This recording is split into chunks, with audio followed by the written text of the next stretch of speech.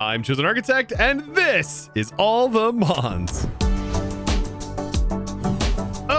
Yes, wardrobe change, and I'm feeling mighty powerful. But today, I'm going to get powerful. And how, you might ask? Well, by getting into Applied Energistics, one of the best storage mods to ever grace our presence, while also being probably one of the most complicated storage mods to get into early on. But much like I do every time we get into this mod and I go to show it off, I'm going to be going through step by step all of the individual components that are going to be needed to go from base storage with just a terminal all the way to wireless terminal that is cross-dimensional and allows you to access it anywhere. And today we're even going to get started with autocrafting.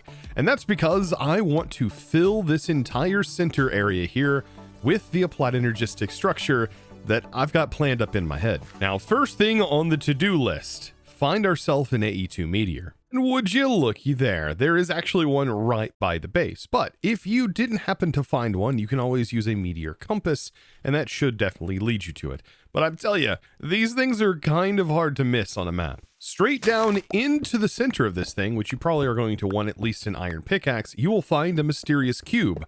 Once breaking that, you will gain all of the inscribers that we're going to need for today. Another fantastic thing you get is the guidebook, and I tell you, do not overlook this guidebook. Now, to go with that guide, here's a keybind that you probably want to set. Just search guide in your keybinds and then open guide for items, set this to W similar to create, allowing us to hover over any item from Applied Energistics and hit W to pull up the guide for that item. And if you ever get stuck on any type of setup, there are tons of example setups.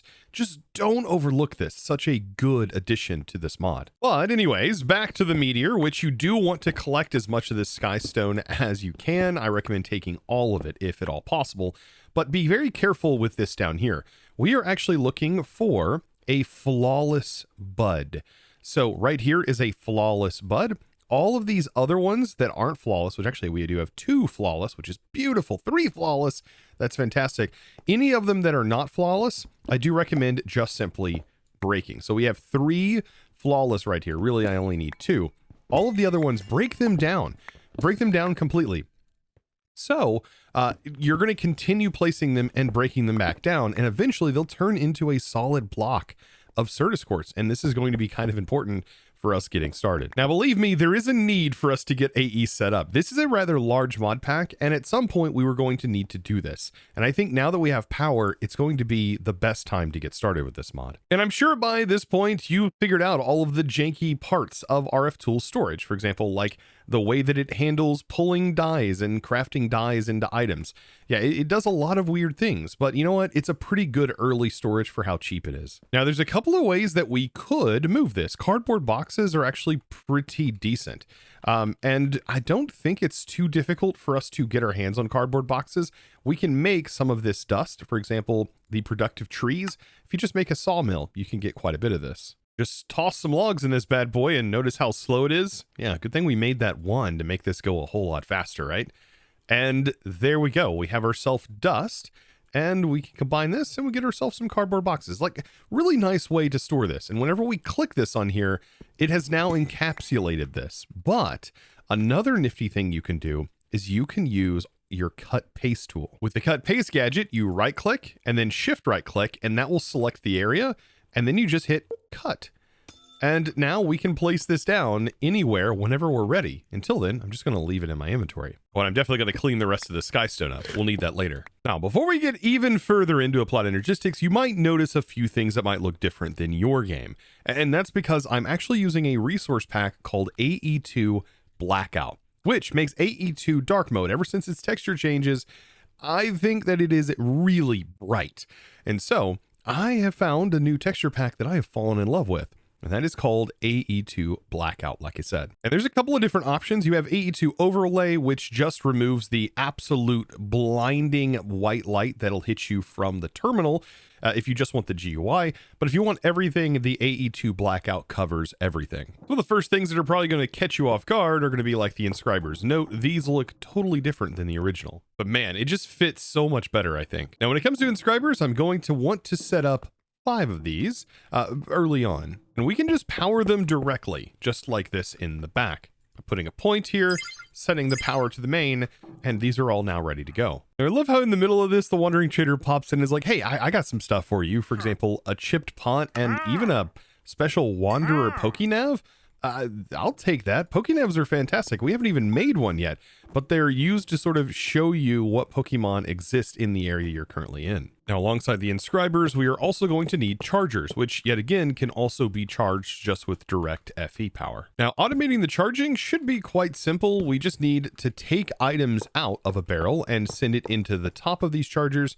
And then we just need to pull the completed items out and send that into a barrel as a finished product. Now, these chargers and inscribers are incredibly important, but I think the chargers are more important as of right now, because with our small amount of certus crystals, I'm hoping that we can use this to potentially make growth accelerators to accelerate those flawless budding quartzes that we just got. And for each of these growth accelerators, it takes about 10 certus quartz, give or take, mixed. We have different sort of things that we're gonna have to do. For example, we need to crush this by putting it in an inscriber. So we can just take some regular certus crystals and toss it in. And you can see by placing them in, we can stack them up, and there's our certus dust. But now this doesn't leave us with much certus crystal. We have about 8 in here, which I'm just going to go ahead and toss in to be charged. Now we will get a little bit of a bonus here. I'm almost positive of some certus quartz and charged certus. Yes, by completing the quest. So thankfully we do get a little bit here as a bonus. Now for one of my favorite parts, tossing in charged certus quartz, redstone, and nether quartz all into the same hole. And whenever you get all of them tossed in here, it's going to explode into fluix crystals. I love this crafting operation. Thankfully with this, you do get double the amount, which is really nice. Now over here, let's go ahead and place down a growth accelerator that we just crafted. And to be able to power this growth accelerator, we can use the free power from a crystal resonant generator. Beautiful. And this is going to help boost it just a little bit, but the goal is to have this either completely surrounded on 5 of the sides or at least 4 of the sides. And this is going to allow us to automate. So this is just getting started, and it is going to take a little bit of time, but at least now we have a faster way of getting certus quartz. Also, as a side note, definitely use your fortune pick once these are fully clustered, and you can see you do get 5 like that. I did fortunate, you get more for the fortune. Another little tip, if you break it before it fully clusters, you end up getting dust. And so if you want to farm dust without the need of grinding it up, well, there you go. After farming up a bit more certus, things are now a whole lot easier. And so I can easily start to expand the entire setup here just by tossing in everything that we're going to need, just like so. And another awesome explosion with AE. And later on, we can actually make mystical agriculture seeds, which is sort of a plan here, because getting into AE is actually more than just getting into AE. It's going to help us later on down the road, because these growth accelerators can grow more than just like quartz of different variants. Yes, it can actually grow crops as well, and saplings. Now, I definitely want to get started with the inscribers, and the inscribers are going to need something special. We are going to need some silicon to be able to get silicon. Quartz blend is probably gonna be the best option, but I don't want to use certus quartz dust to get this. Instead, I kind of want to use some regular quartz dust, because we do get quite a bit more quartz quite a bit easier. To do this, we're gonna need our first crushing machine, and that is going to be from Auratech. And so we can make a simple pulverizer, tap that into some power temporarily in the back, and now we can feed it quartz. So we'll take this, throw it in, and that is going to get us quite a bit of silicon quite quickly. We'll be dabbling a lot into Auratech soon, so be ready for that. With this recipe, I mean, we're getting 6 for our single, so definitely worth making this and getting it set up so that way we can have plenty of this. Look at that. Now, I also want to be able to smelt it fast, and because we have our power upgraded, putting a factory upgrade in here, setting this to split, and then setting this to input, output, and automatically on. This thing is going to run incredibly fast. So I'll just toss my ingredients I want smelted up here.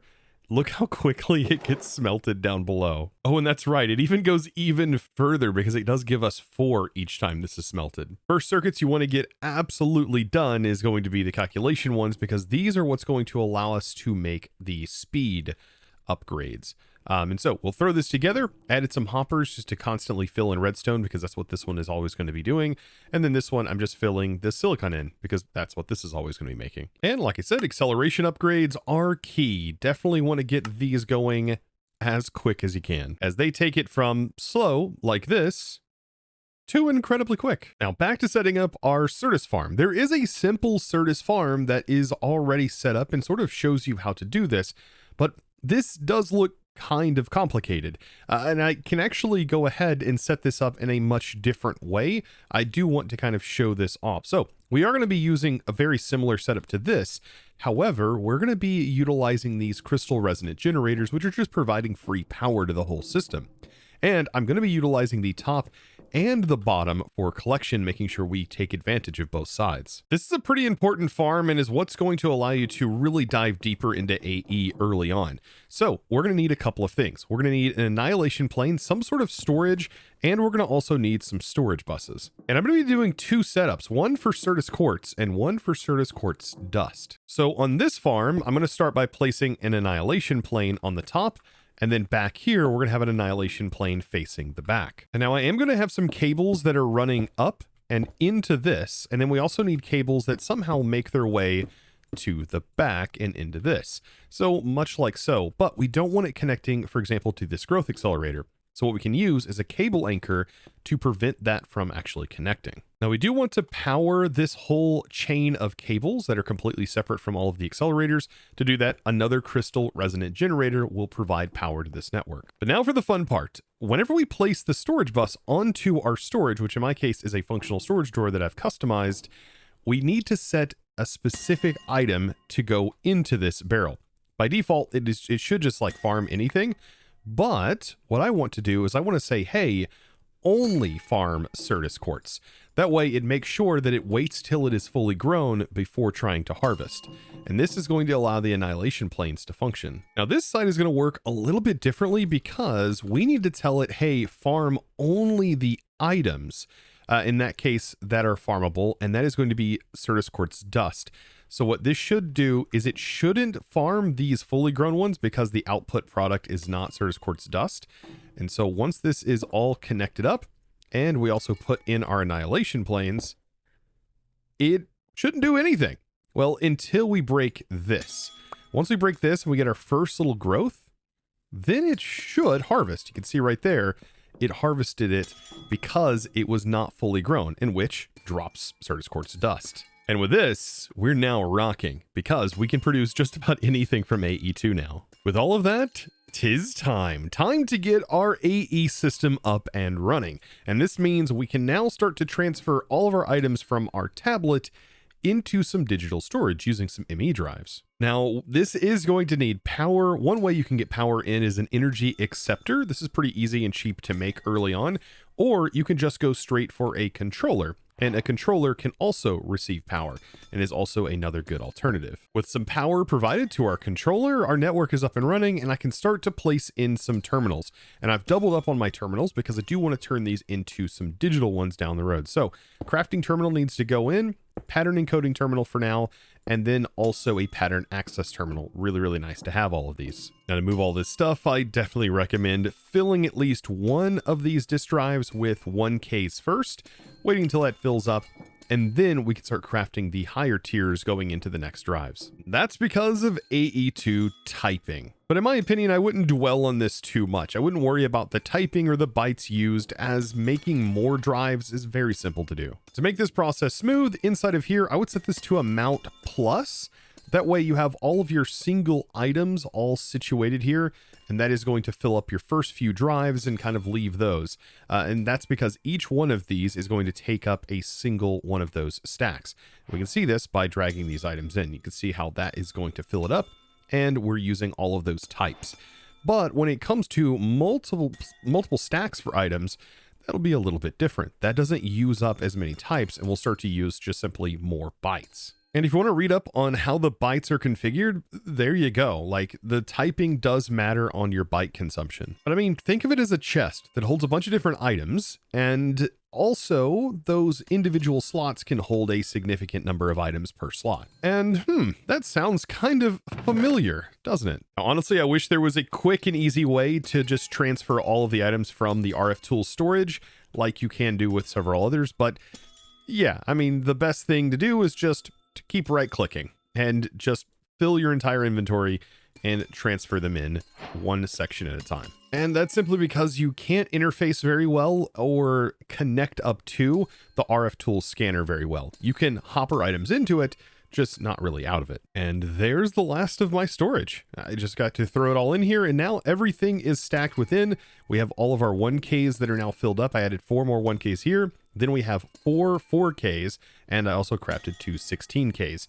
And then the rest of the storage will end up probably being 64Ks as we continue on and play through this. Now, before we get into even more, a Jigglypuff just showed up, and I am going to make you guys proud. I know a lot of you guys wanted me to teach, or technically a Sceptile already learned it, but teach Sceptile Full Swipe, so we can actually catch Mons a little bit easier. Yeah, I mean, this is going to work out really well. Especially on lower level Mons. I really do like the sleep though. But there we go. Jigglypuff fell asleep because it used rest. Honestly, this couldn't be better catching conditions. There we go. So yeah, thankfully Jigglypuff put itself to sleep and we instantly catch it.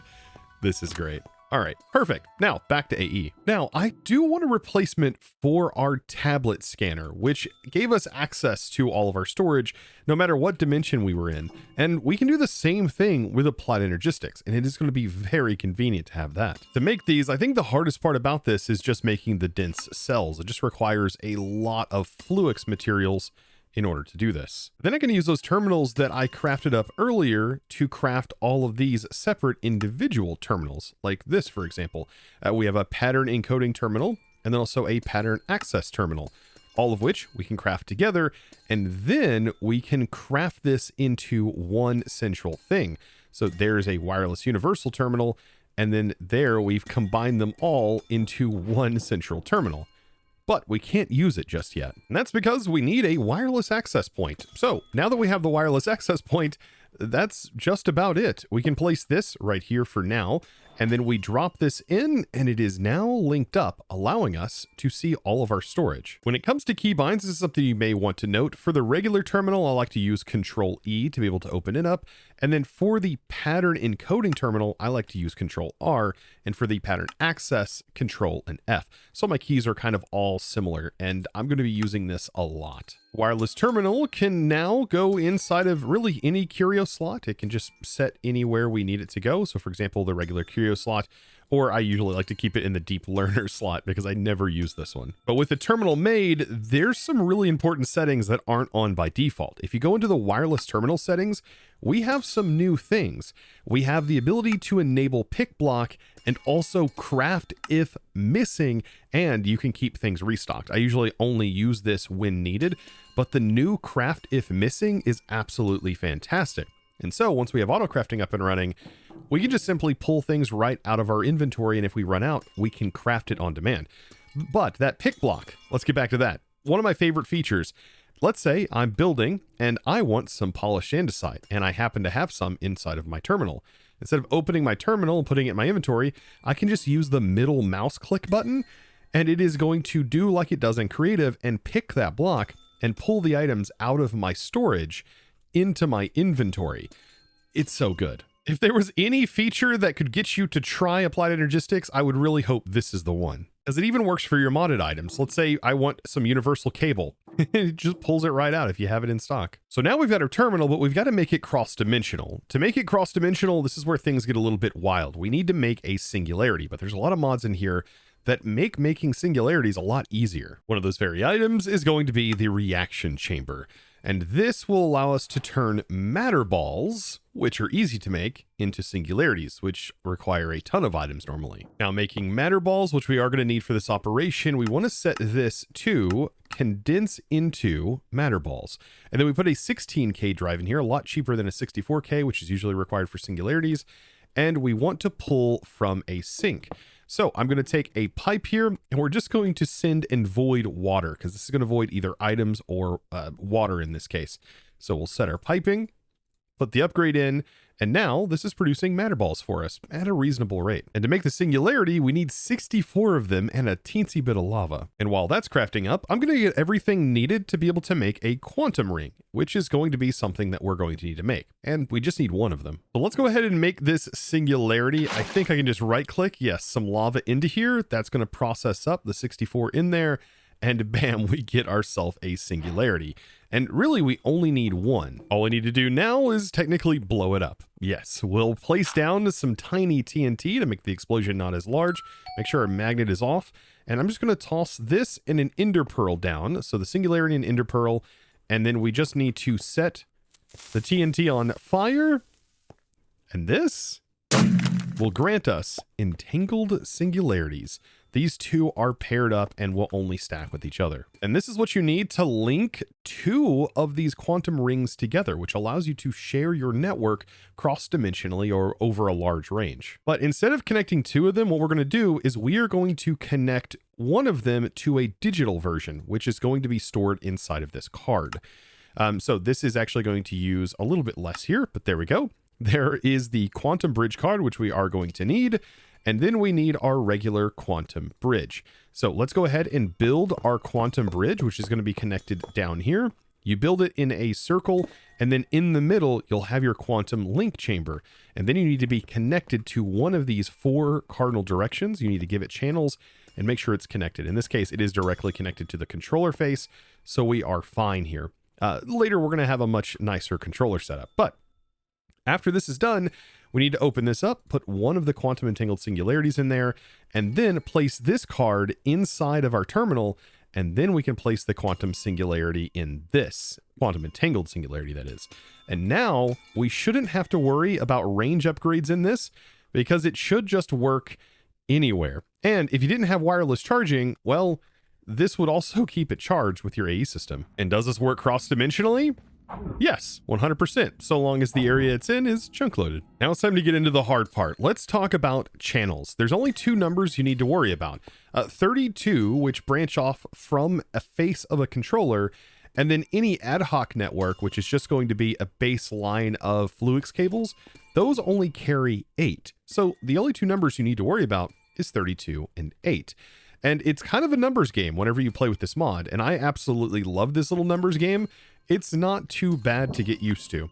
We just need to remember that dense cables carry those 32 channels. So let's go ahead and disconnect so we don't connect up to the quantum ring.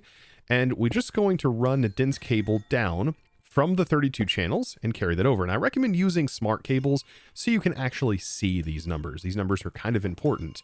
So I'm going to run this all the way down because I want to get into autocrafting. And so we're going to have something that is going to use 8 channels here and 1 channel here, which means I'm going to need to run dense cable through here to carry 32. So that way we can divide 8 channels off to this side, 8 channels off to this side, which will use a total of 16. And then we're going to subtract 2 more from that total number. So ultimately we're going to have 18 channels that are going to run our auto crafting that we're about to set up. For this example, I'm going to show you these are regular Fluix cables, and then we also have the dense cable down here. And like I said, I'm just going to branch off the side. This string of cables can only support 8 channels because it is a regular AE cable. But this, like I said, carries those 32. And so this will be a pretty good example of this. If I have all 8 channels being used over here, something I can't do is bridge this over and try to use another channel over here. These just won't work in that case. So this is where I am going to need another line of cables that are branching off of that dense cable. Now with these cables set up, you just learned the scariest part of applied energistics. Now before we get our pattern providers and assemblers set up, I do want to set up the CPUs that are going to allow them to work. And these are simpler than you might think. We just need crafting units and we fill those with storage. And you just need a storage and some extra co-processing units. This is going to allow our crafters to send items, or our pattern providers to send the items that need to be crafted into the assemblers themselves. And so it's a very simple structure that is a multi-block that only uses 1 channel. Each of these can only operate 1 task at a time, so having more than 1 of them is always helpful. Early game, 2 is pretty nice, but we're going to need more of them down the road. Making all of the pattern providers, I want to make sure the pattern provider itself is connected to the cable, and we're going to do this and match it on both sides. And I'm going to alternate these. So we're going to have our pattern provider, then it's going to be assemblers, then it's going to be assemblers, then pattern providers, just like so. And this is sort of demonstrated and showed in the guide. However, what they do end up doing is placing extra assemblers on the outside. I typically don't do that, just simply because it does kind of look really bad. But yeah, if you want to optimize it, definitely throw some more assemblers out on the side. And this is going to be quite a bit of storage for us to get started with. We may need more down the road, but just having 2 of them is going to be great. And with them set up and using channels, if we go ahead and break this, we can now see the channels that are actually being used. If we go further back, that is, because where it does branch off will give you an indication of how many channels you're using. So this line right here is using 2. After this line is using 18 because it's 2 plus these 2 right here, which are 16. And so you get that total mathed out. And now if I control F, I can now see all of my molecular assembler slots. And something I did notice recently, you can actually shift right click patterns in, which is going to be very helpful in the future. Some other fun things to automate is going to be our netherite furnace. So we can place a pattern provider which can inject items in, and then we need to make sure that those processes get sent back into this, which this furnace is really good at doing. We can set this to input output auto on. And that is going to do that exact thing whenever we put patterns in here, which is going to be needed because a lot of things we're going to be making is going to require glass and things are going to need to be smelted. So we need to make sure that this is going to function. And then we can go ahead and throw in our augments and also give it power in the back, for example. And same thing for the reaction chamber. This is going to allow us to automate processes in this. However, this is going to receive power from our AE network, and then we need to set the direction for the things to automatically be sent back into the provider. And so it makes automation incredibly easy. And another fantastic thing that's going to help us with automation is making sure that our system has unlimited water, which we can do by placing a storage bus on the bottom of this. And then we can set this to partition this particular thing so that way water can go in and out freely. And yeah, this now shows up in our terminal. And we can do things like, let's say I have a bucket in stock. I can just click here to pull water out. And temporarily, I can do the same thing, but with a tank. Well, not like that. I got to pick up the lava. Let's turn this off. There we go. And we can place this down, set the same thing by partitioning it. And now we can utilize some of our lava. And then for us to be able to get most of these things like fully automated, might as well throw in the inscribers too. So I'm going to keep these all separated so they receive some power. And these will be done by simply placing pattern providers like so. And then we can set this in a particular format with a wrench. Now this needs to be rotated in a specific way to be able to receive this output. You can see the D, which is specified right here. We need to make sure that we have a face that can actually receive D. We need to make sure that that face is turned the correct way. And usually the best way for me is just to rotate this thing on its side, because any side should be able to interact with this except for the top side and the bottom side by default. And so if you place it down like this and right click once, there we go. This is now rotated on a side that should accept the auto export, which you can toggle on right here. Now in building patterns, we just need to remember which one is which. So logic, calculation, then we can do engineering and silicon. And then we can do like everything that gets processed can go into here to be able to make the final circuits, and then just random things that need to be processed. And after all of that hooked up to just one side of this controller, we are using 28 of 32 channels. So we still have channels available, and look how much we have hooked up to this. And now for the fun part. First pattern we make is a pattern, and make sure this is just using regular certus quartz. We'll pull that out and we can now make a pattern for our pattern like this. Now we can craft it. But some other things we're going to need for this is going to be quartz glass, and we're going to need to make sure that we have more patterns for this. So we can go into our other terminal. And like I said, you can shift right click these in. I do like to stack them like this. I think it makes it more optimized, but it doesn't really matter this early on. But there we go. Now I can simply craft more patterns, which is very nice. But let's say we run out of glass, right? We want to make sure we do a processing pattern for this. And so we want to send sand to be turned into glass. And we can do it like this, or we can say, hey, send 64 and receive 64. This will make sure it sends in batches of 64, which is going to be really nice. And you can do that by middle mouse clicking to be able to set those changes. Over here, it's just as simple as putting the items in, And if we go to glass, we can middle mouse click here to request more if we already have some in stock. And I hit the button, it finishes the process, and notice it said 10 glass, but it technically sent all of them. We set that to split, it'll go much faster. Now, making circuits are very easy also. Like, we just want to make sure that whenever we're building a pattern for these, we exclude by right-clicking to remove the actual press, because we do not need that in its operation. So we're just going to take all of these, remove the press, and continue making them. And same for the final processors. This used to be a much more difficult process. Man, has it gotten easy over the years. And so with this, if I go to, for example, request a logic processor, we should notice that that just went up to 18. All of that completed, and it completed it pretty quick. I will tell you, this is all very early automation because it gets a little bit wilder than this and faster than this, but this is like definitely the basics of everything. I want to start setting up the controller now that we got all of this stuff ready to go, but one thing hindering us from that is wool. Well, kind of. Our mob farm produces so much string, so making dense cables is really just dependent on how much quartz we have, and we have quite a bit of quartz, so I think we're fine there. Quick tip with this, by the way, if you want to quickly fill your inventory from here, you can hold down Control and Shift and click, and that actually pulls all of the items of that type directly in. So this is where I get to be creative with how I set up my cables. The controller is going to go up top here, but down below, I want to set up cable lines, and we'll potentially have cable lines that run up top, but these are going to be more decorative. They will have function, but they're definitely going to be decorative.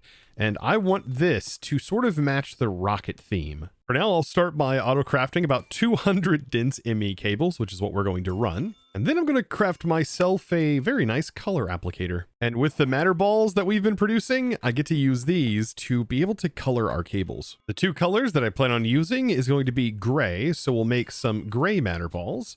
And then I'm also going to make some red matter balls. And this is going to allow us to tint our cables whatever color we want, which is really nice. So I'm going to use an ME chest that's separate from my main network that's being powered by a crystal resonant generator. And then inside of this, we can throw in the matter balls.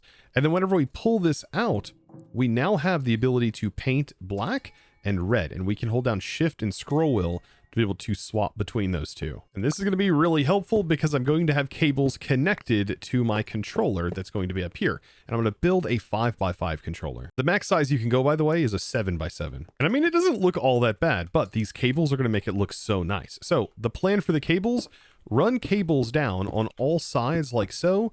And then what I want to do is I want to run a cable down the back in the middle. Man, the centerpiece is coming together, but I don't know if I should do gray like this. By the way, this is what's actually going to separate the cables, and then do red in the middle. Or should I do, red on the outside and then gray in the middle? Tough choice. I think I'm going to do red on the outside like this. So I'm going to go all the way through, and we need to alternate. So just like this is all getting changed. And even the back cable back here, this needs to be red, which will make sure all of these are on their own separate connected cable line. Now, something you may be noticing here, Fluix cable is connecting to color cable, and that's one of the things that you need to kind of know about. Regular Fluix cable, no matter what color the cable is, will connect to it. But if it is different colors, they should not connect. And this can be used as a function later on with subnets and all kinds of other fun things. You know what? To keep this even more Pokemon themed, I added another string of dense cables down the middle and made this one white. So this is really starting to feel like Pokeball theme. I think this works. So now for connecting all of this together, honestly, the hardest part, I think, is just getting our cable line running into this setup. So we are going to need to take all of the stuff out here. You can see too many channels needed, but if we just simply connect this in, all of our channels should work just fine. You can see 32 of 32. Now, that's because these are connected, and this should technically have too many channels on it, I would think, unless this is lined up perfectly. But either way, we do need to get this down here also. And I do plan on potentially having a channel connected to here instead of here. And that's because I want to have the ME cable attached here somewhere. And so, yes, let's go ahead. Middle mouse click. You can change the colors to fit. just like that. Look at this, all nice and connected. Now to make sure that we have unlimited range, let's make sure this is connected in. And now we can access our terminal again and everything looks good. Like I said, to help with our channel situation, let's make sure an anchor is there just to make sure this is not directly connected and these are using the channels instead. Now with that done, there's only one more thing I want to do, and that is place a terminal. But unfortunately, terminals cannot be placed directly onto these cables. Instead, we do have to use a cable if we do want those to be connected. And I'm thinking the best way, probably just have a line that runs up here. We can do something like this and then paint it. Because we do have an available channel, this would be the last thing that could go on this channel. And then we put a terminal in. There it is. I tell you, this is gorgeous looking. What a start to the base. Now that we have an applied energistic system and we have ourselves access to power and now auto crafting, we are really about to crack this mod pack open, because resource generation is going to be next, and we are about to dive into allowing us to generate just about anything we want. And I mean anything we want. With that, I hope you enjoyed today's episode, and of course, if you did, be sure to click that subscribe button if you haven't already, and give this video, guys, a huge thumbs up, as these episodes do take a tremendous amount of time to make from time to time, so I would really appreciate that. Now without further ado, it's time for me to thank the amazing supporter of today's episode, and that amazing thanks is going to go out to Overdog. Thank you so much for your amazing support in choosing to support me over on the Discord while becoming a Discord premium member and supporting my content in one of the best ways possible. Thank you so much, boss. And guys, I look forward to seeing you all in the next episode, where we're going to be getting busy with some resource generation. And as always, thanks for watching.